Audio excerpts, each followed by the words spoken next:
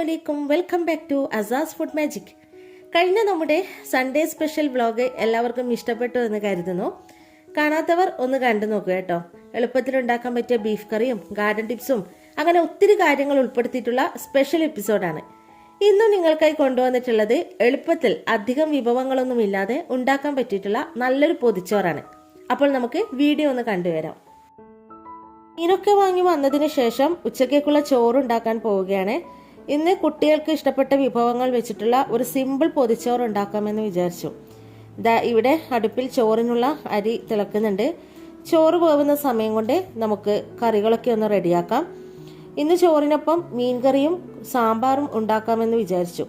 പിന്നെ കുറച്ച് ചെമ്മീനുണ്ട്, അപ്പോൾ അത് വെച്ചിട്ട് തേങ്ങയൊക്കെ അരച്ചൊരു ചെമ്മീൻ കറിയും ഉണ്ടാക്കുന്നുണ്ട്. ഇവിടെ ചെമ്മീൻ തോടൊക്കെ കളഞ്ഞ് കഴുകി എടുത്തിട്ടുണ്ട്.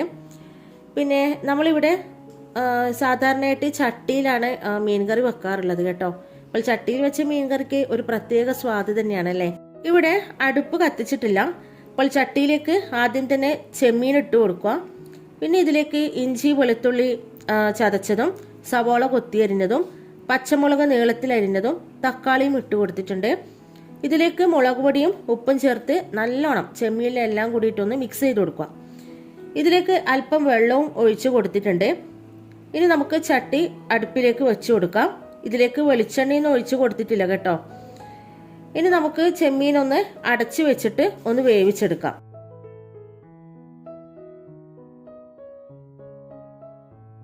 നമ്മുടെ കറി തിളച്ച് വരുന്നുണ്ട്. ഇതിലേക്ക് തേങ്ങയുടെ അരപ്പ് ഇട്ട് കൊടുക്കാം.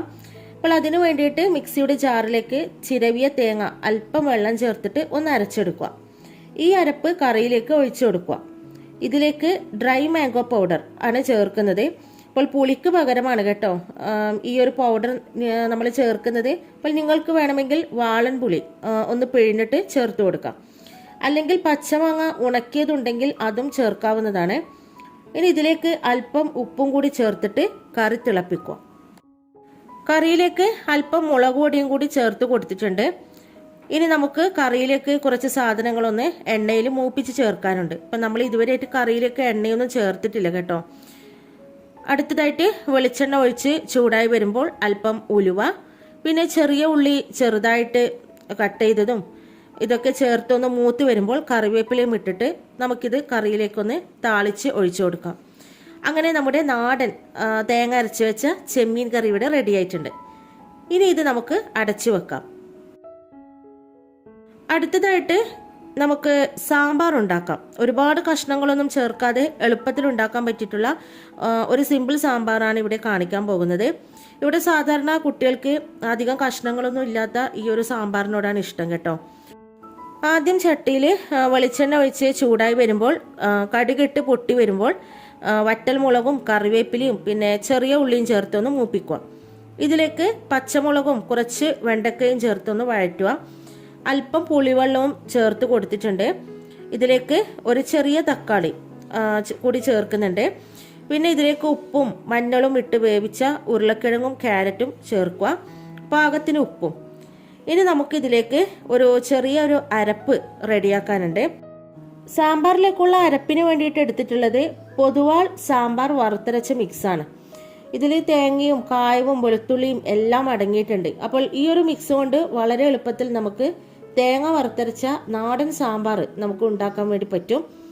അപ്പോൾ ഇതിൽ നിന്ന് ഈ ഒരു പാക്കറ്റിൽ നിന്ന് പകുതി നമ്മൾ മിക്സിയിലേക്ക് ഇട്ട് കൊടുത്തിട്ടുണ്ട്. ഇതിലേക്ക് അല്പം വെള്ളം ഒഴിച്ചിട്ട് നല്ലോണം ഒന്ന് പേസ്റ്റ് ആക്കിയിട്ടൊന്ന് അരച്ചെടുക്കണം. ഈ ഒരു കൂട്ട് നമുക്ക് കറിയിലേക്ക് ഒഴിച്ചു കൊടുക്കാം. അങ്ങനെ വറുത്തരച്ച സാമ്പാർ ഇവിടെ റെഡി ആയിട്ടുണ്ട്. എത്ര പെട്ടെന്നാണ് ഉണ്ടാക്കിയതല്ലേ. അപ്പോൾ ഇതൊന്ന് തിളക്കട്ടെ. ഇതാ നല്ല മണം വരുന്നുണ്ട് കേട്ടോ. അപ്പോൾ ഉപ്പൊക്കെ നോക്കിയിട്ട് കുറവുണ്ടെങ്കിൽ ഉപ്പൊക്കെ ഒന്ന് ചേർത്ത് കൊടുക്കുക. പിന്നെ അല്പം കറിവേപ്പിലയും ചേർത്തിട്ട് നമുക്കിത് അടുപ്പിൽ നിന്ന് ഇറക്കി വെക്കാം. അടുത്തതായിട്ട് പൊതിച്ചോറിലേക്ക് നല്ലൊരു ചമ്മന്തി ഉണ്ടാക്കാം. ചമ്മന്തി ഇല്ലാതെ എന്ത് പൊതിച്ചോറല്ലേ. അപ്പോൾ വെളുത്തുള്ളി വെച്ചിട്ടാണ് ഈ ഒരു ചമ്മന്തി ഉണ്ടാക്കുന്നത്. വളരെ ഈസി ആയിട്ട് നമുക്കിത് ഉണ്ടാക്കാൻ വേണ്ടി പറ്റും. അപ്പോൾ ഇതിന് നല്ലെണ്ണയാണ് വേണ്ടത്. ഇപ്പോൾ ചീനച്ചട്ടിയിൽ നല്ലെണ്ണ ഒഴിച്ച് ചൂടായി വരുമ്പോൾ വറ്റൽ മുളക്, പിന്നെ ഒരു കുടം വെളുത്തുള്ളി കുറച്ചധികം തന്നെ ചേർത്തോളൂ. എന്നിട്ട് ഇതെല്ലാം കൂടിയിട്ട് നല്ലോണം ഒന്ന് മൂപ്പിക്കുക. ചെറിയ തീയിൽ വേണം ചെയ്തെടുക്കാൻ വേണ്ടിയിട്ട്, അല്ലെങ്കിൽ വെളുത്തുള്ളി കരിഞ്ഞു പോയി കഴിഞ്ഞാൽ ചമ്മന്തിയുടെ ടേസ്റ്റ് മൊത്തത്തിൽ മാറും കേട്ടോ. അത് പ്രത്യേകം ശ്രദ്ധിക്കുക. ഇതിലേക്ക് അല്പം പുളിയും ഇട്ട് കൊടുത്തിട്ടുണ്ട്. പിന്നെ കായപ്പൊടിയും ചേർത്തിട്ട് നമ്മുടെ ഈ ഒരു വെളുത്തുള്ളിയുടെ കളറൊക്കെ ഒന്ന് മാറി വരുന്നത് വരെ ഒന്ന് നല്ലെണ്ണയിൽ നല്ലോണം വഴറ്റുക.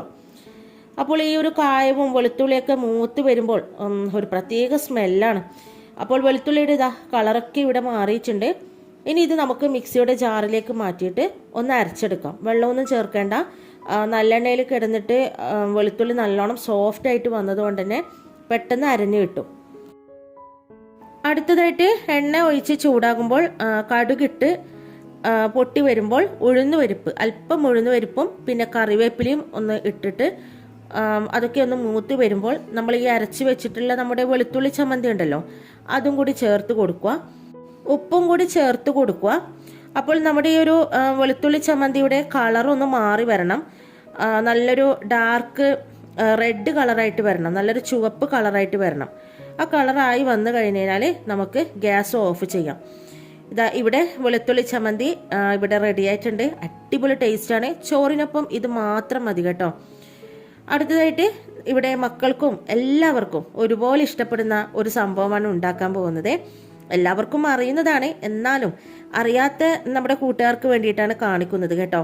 അപ്പോൾ ഇതിന് വേണ്ടത് പച്ചക്കായാണ്. പച്ചക്കായ വെച്ചിട്ട് ഒരു കിടിലൻ ഉപ്പേരിയാണ് ഉണ്ടാക്കുന്നത്. അപ്പോൾ ഞങ്ങളിവിടെ മീനൊന്നും ഇല്ലാത്ത സമയത്ത് ചോറിനൊപ്പം ഈ ഒരു കായ വറുത്തതാണ് സ്ഥിരം ഉണ്ടാക്കാറുള്ളത്. വളരെ സിമ്പിളായിട്ട് ഉണ്ടാക്കാൻ വേണ്ടി പറ്റും. അടിപൊളി ടേസ്റ്റാണ്. ആദ്യം പച്ചക്കായ തൊലിയൊക്കെ കളഞ്ഞ് ഒന്ന് കഴുകിയതിന് ശേഷം വട്ടത്തിൽ ഒന്ന് കട്ട് ചെയ്തെടുക്കുക. പച്ചക്കായയുടെ പുറത്തുള്ള തൊലി മുഴുവനായിട്ട് നീക്കണം കേട്ടോ. എന്നിട്ട് വട്ടത്തിൽ അരിഞ്ഞെടുത്തതിന് ശേഷം ബൗളിലേക്ക് കാശ്മീരി മുളക് പൊടി, പിന്നെ സാദാ മുളക് പൊടി. കാശ്മീരി മുളക് പൊടി ചേർക്കുന്നത് എന്തെന്ന് വെച്ചാൽ നമ്മുടെ ഈ ഒരു ഫ്രൈക്ക് നല്ലൊരു കളർ കിട്ടാൻ വേണ്ടിയിട്ടാണ്. അപ്പോൾ നിങ്ങളുടെ കയ്യിൽ കാശ്മീരി മുളക് പൊടി ഇല്ലെങ്കിൽ സാദാ മുളക് പൊടി ചേർത്താൽ മതി കേട്ടോ. പിന്നെ ആവശ്യത്തിന് ഉപ്പും മഞ്ഞൾപ്പൊടിയും ചേർത്തിട്ട് വെള്ളം ഒഴിച്ച് ഒന്ന് മിക്സ് ചെയ്യാം. വെള്ളം കൂടി പോകരുത്. നമ്മൾ മീനൊക്കെ ഫ്രൈ ചെയ്യാൻ വേണ്ടിയിട്ട് മുളകിൻ്റെ ഒരു മിക്സ് ചെയ്യുന്നുണ്ടല്ലോ, അതുപോലെ ചെയ്തെടുത്താൽ മതി.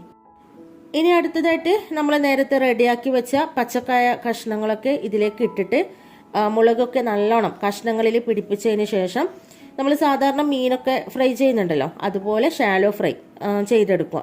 ഇപ്പോൾ രണ്ട് വശവും നല്ലോണം ഒന്ന് മൊരിയിച്ചെടുക്കണം. ഒന്ന് മൊരിയിച്ചെടുത്താലാണ് കുറച്ചുകൂടി നല്ലൊരു ടേസ്റ്റ് കിട്ടുക കേട്ടോ. അപ്പോൾ എല്ലാവരും ഒന്ന് ഉണ്ടാക്കി നോക്കണം. കുട്ടികൾക്കൊക്കെ നല്ലോണം ഇഷ്ടപ്പെടും. അടുത്തതായിട്ട് പൊതിച്ചോറിലേക്കുള്ള മെയിൻ ഐറ്റം ഓംലെറ്റ് ഒന്ന് ഉണ്ടാക്കാം. ഓംലെറ്റൊക്കെ എല്ലാവർക്കും അറിയുന്നതാണ് ഉണ്ടാക്കാൻ വേണ്ടിയിട്ട്. ആ മുട്ടയിലേക്ക് സവോള ചെറുതാക്കി അരിഞ്ഞതും പച്ചമുളകും കറിവേപ്പിലയും അല്പം മുളക് പൊടിയും ഉപ്പും ചേർത്ത് മിക്സ് ചെയ്തതിന് ശേഷം പാനിൽ വെളിച്ചെണ്ണ ഒഴിച്ച് ഈ ഒരു മുട്ടയുടെ കൂട്ട് പാനിലേക്ക് ഒഴിച്ചിട്ട് ഒന്ന് അടച്ച് വെച്ചിട്ട് ചെറിയ തീയിലൊന്ന് വേവിച്ചെടുക്കുക. ചിലർ സവോളയും പച്ചമുളകും ഒന്നും ചേർക്കാതെ വെറും കുരുമുളക് പൊടിയും ഉപ്പും മാത്രം ചേർത്തിട്ടും ഓംലെറ്റ് ഉണ്ടാക്കാറുണ്ട് കേട്ടോ. അപ്പോൾ രണ്ടും നല്ല ടേസ്റ്റാണ്. പിന്നെ ഇവിടെ കൊണ്ടാട്ടമുളകും പപ്പടവും ഇവിടെ റെഡിയാക്കുകയാണ്. അപ്പോൾ കുട്ടികൾക്ക് ഒരു സാമ്പാറും മീൻ ഫ്രൈയും ഈ ഒരു ഏത്തക്ക ഉപ്പേരിയും ഉണ്ടെങ്കിൽ അത് മതി. ഇതിപ്പോൾ ബാക്കിയുള്ള എനിക്കൊക്കെ വേണ്ടിയിട്ടാണ് കേട്ടോ ചമ്മന്തിയും കൊണ്ടാട്ടവും ഒക്കെ. പിന്നെ ഇവിടെ മീൻ ഫ്രൈ ചെയ്യാൻ പോവുകയാണ്. നമ്മളിവിടെ ആവോലിയാണ് ഫ്രൈ ചെയ്യുന്നത്.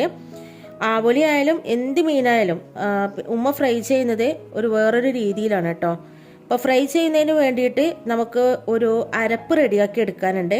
അപ്പോൾ അതിന് വേണ്ടിയിട്ട് മിക്സിയുടെ ജാറിലേക്ക് ഇഞ്ചി, വെളുത്തുള്ളി, പിന്നെ കുഞ്ഞുള്ളി, കറിവേപ്പില, പച്ചമുളക്, ചെറിയ ജീരകം പൊടിച്ചത്, പിന്നെ പെരിഞ്ജീരകം പൊടി നിങ്ങളുടെ കയ്യിൽ ഇല്ലെങ്കിൽ മുഴുവൻ ജീരകം ചേർത്ത് കൊടുക്കാവുന്നതാണ്. പിന്നെ മുളക് പൊടി, പിന്നെ കാശ്മീരി ചില്ലി പൗഡർ, മല്ലിയില, ഇതൊക്കെ ചേർത്തിട്ട് അല്പം വെള്ളം ഒഴിച്ചിട്ട് ഇതൊക്കെ ഒന്ന് അരച്ചെടുക്കാം. അല്പം കട്ടിക്കായിരിക്കണം ഈ ഒരു അരപ്പ് അരച്ചെടുക്കേണ്ടത്. വെള്ളം കൂടിപ്പോയി കഴിഞ്ഞാൽ മീൻ കഷ്ണങ്ങളിൽ ഈ ഒരു അരപ്പ് പിടിക്കുകയില്ല കേട്ടോ. അപ്പോൾ ഇവിടെ കഴുകി വൃത്തിയാക്കി വെച്ച ആവോലിയിലേക്ക് നാരങ്ങാനീര്, ഉപ്പ്, മഞ്ഞൾപ്പൊടിയും ചേർത്ത് കൊടുക്കുക. പിന്നെ ഇതിലേക്ക് നമ്മൾ നേരത്തെ റെഡിയാക്കി വെച്ച അരപ്പും ഇട്ട് കൊടുത്തതിന് ശേഷം നമ്മുടെ മീനിലേക്ക് നല്ലോണം മിക്സ് ചെയ്ത് കൊടുക്കുക.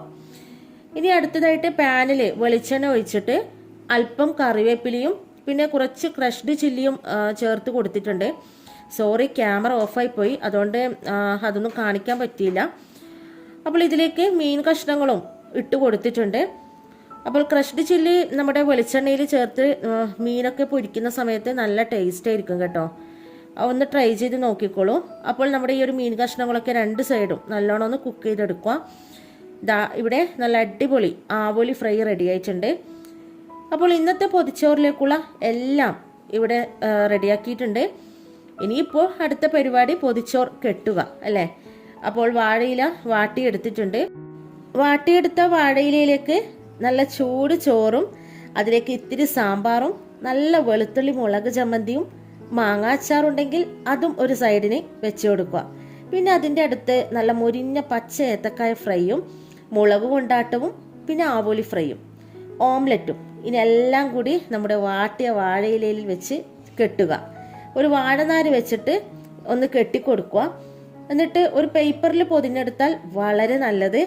ഇനിയിപ്പോൾ കുറച്ച് സമയം വാട്ടിയ വാഴയിലയിൽ നമ്മുടെ ഈ ഒരു ചോറൊക്കെ വെച്ചിരുന്നതിന് ശേഷം വാഴയില തുറക്കുമ്പോൾ ആ വായിൽ കപ്പലോടും.